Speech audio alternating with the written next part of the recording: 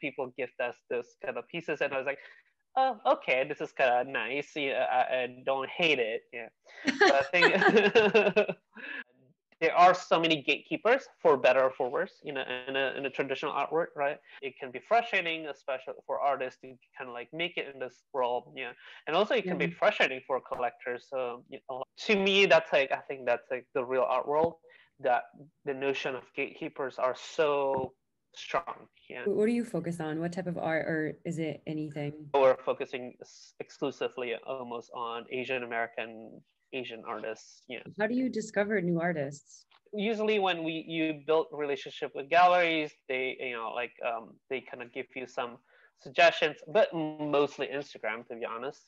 That's the main area. Do they also reach out to you and share their posts? So what we did was just like, we actually created content for artists. We built like a collection website. We actually got featured on Artsy, and now like we actually got a lot of people kind of like submitting pieces, or presenting those pieces. Before even NFT, like collecting digital art itself, it's already a hurdle. Yeah, a lot of people is just like, I don't really get what does this mean. Like, how should I enjoy it?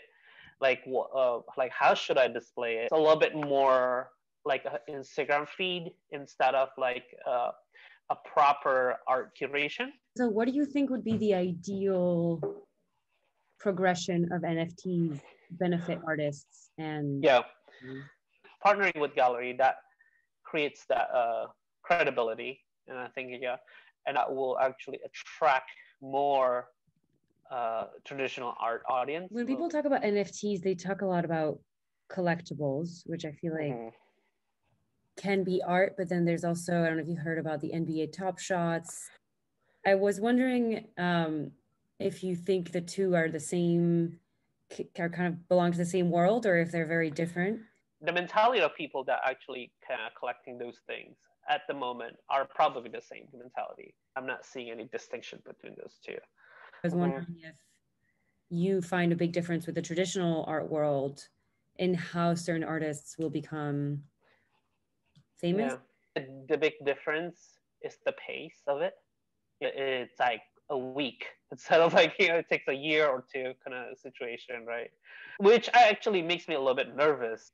If I'm buying something and I'm bidding on something, it means that I have to really watch like and ready to release it, because I don't want to be the last hot potato. Yeah.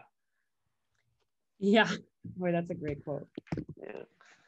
What is the downside of a less hyped NFT world for sort of art collections? Like, why people are collecting art in the first place? Yeah. In the future, I think it has to be in that question. How many out of the artists you work with are dabbing into the NFT world? 2. It's like out of like 60. Yeah, it's not much. I think like still pretty new. But I'm seeing like a lot of people on like Instagram stories, like, if I do NFT, will you guys buy it? Kind of situation. Is there anything else you'd like to add? No, I like talking about art, so this is good. Yeah, This is this fun. is great. I'm gonna